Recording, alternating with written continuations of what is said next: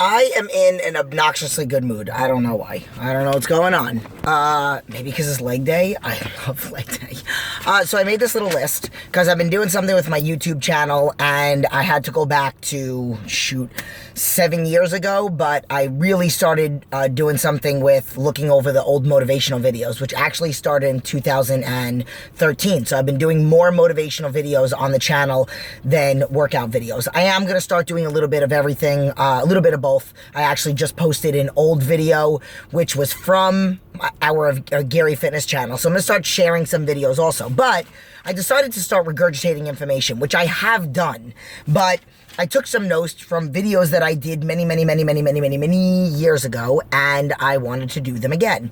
So the first one on the list is food does not equal love. And part of what I talked about in that video is about how, if I remember correctly, and wow, it's all coming back to me now, world's worst memory, which is why I have Post-its everywhere. But hence the sheet of paper.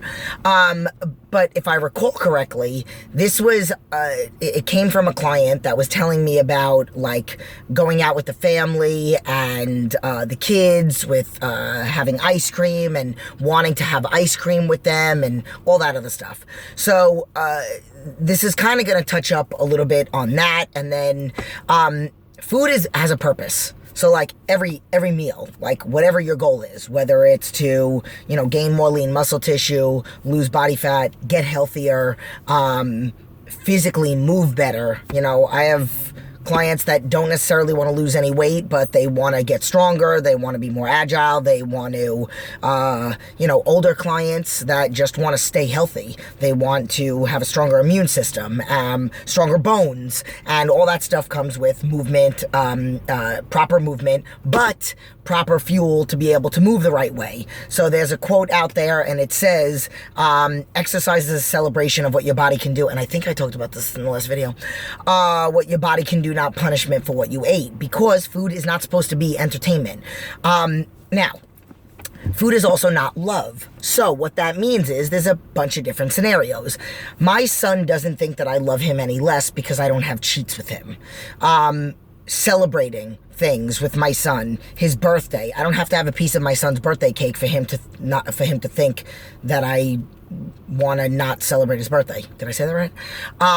Going out on a date, and this brings me back in the day to one of my clients that at the time she's been with me 7 years, at the time was 49, I think she was just turning 50, and she was in the middle of her 104.5 pounds down in 9 months.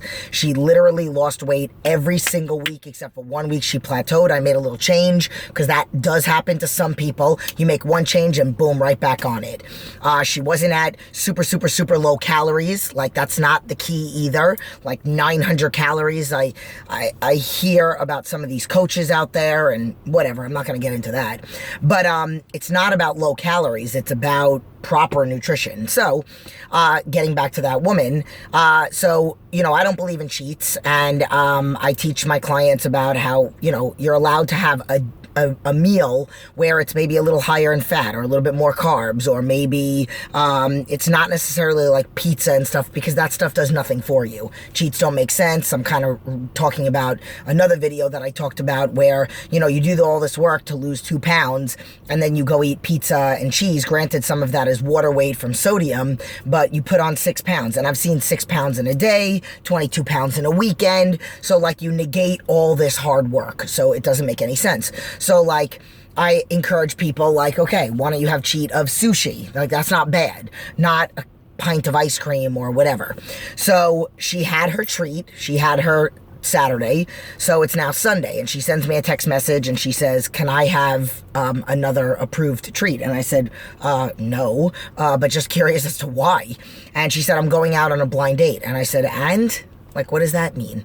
Like, food, and this is not love, but, it's a blind date. And I said, are you going to enjoy this guy's company more if you have, pasta, or if you have a cheat meal or pizza? Are you going to enjoy his company more if you have a piece of cheesecake? No. Like, I don't think that has anything to do with it. And I'm not telling you that you have to, like, have salad, eat like a bird, but you don't need to have another cheat. And I have rules for my clients. There are rules to, what day of the week it is, and definitely not 2 days in a row, and, what they have to do, and then other meals for the day that have to be switched around. So, I had said, at the end of the day, if you really think about it, not so great food gives you a stomach ache. So you want to go on a blind date and then have bubble gut and gas and a stomach ache? No, why don't you eat healthy so that you feel great? And then to that person with the kids, again, you could tell your kids, hey, listen, that kind of food makes mommy kind of sick now. So, I love you, and I know you really want me to eat this with you, but unfortunately I can't right now. And it doesn't mean that your kids are going to think that you love them any less. So, I mean, that's pretty much it.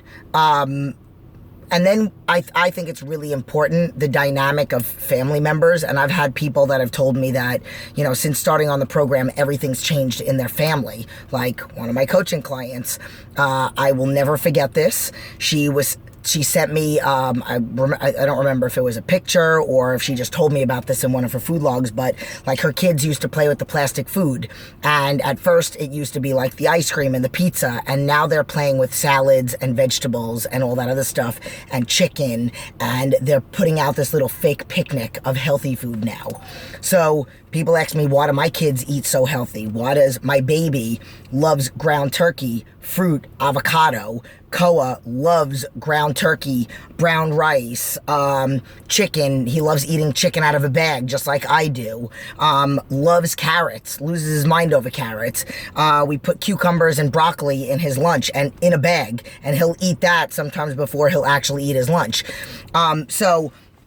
It's really important that the dynamic of healthy eating is, if you're doing this, that you bring it to the family also. And then, it'll kind of make sense. And, if the family notices that you're eating good and then the kid wants you to have some ice cream or whatever, it doesn't mean that you have to do that. Hey, mommy's trying to eat really healthy. And you don't want to use negative words like, oh, that's bad food, or that's bad for you, or whatever. You can simply state that it just makes mommy feel nauseous. I tell all my clients they have stomach sensitivities when they go out to eat. So they're not technically lying, because they could tell a restaurant that I have a food allergy, and I do. I mean, and I have my Crohn's disease and everything, so that's legit. But with other people, they just say, I have food sensitivities, so can you please place a special order, all that other stuff. And there are ways of doing these things. Again, even going out to a family party, going to a barbecue, going out to eat for somebody's, something for work or for a family member. A client just emailed me last night telling me she already knows about Friday that she's going to a restaurant for a party. And I said, why don't you call the restaurant if you know where it is? Call the restaurant and say, I'm with the party. I don't want to make a big deal about it, but I'm just wondering if there's an option for me to place a special order because I have some food sensitivities. Which again is legit, because since she's been eating so clean on my program, yes, she is that sensitive to bad food. Another one of my clients did her first trip since being on the program, and everybody struggles with their first trip. And, she had something that was unapproved, and she's like, I remember you telling me that I wasn't gonna feel good, but not only did I emotionally feel guilty for eating it when I know it was an approved treat, but I also felt horrible, stomach ache, diarrhea, all that other stuff. And I love that, because as Tony Robbins says, you have to link pain and pleasure to things. So now she links pain to that bad food, and there's less of a chance of her slipping up. So that's it. That's regurgitated information from 2013. More videos to come. Got a lot more subjects. I am spitting like crazy. It's like my first day talking with my new mouth. Okay, love you.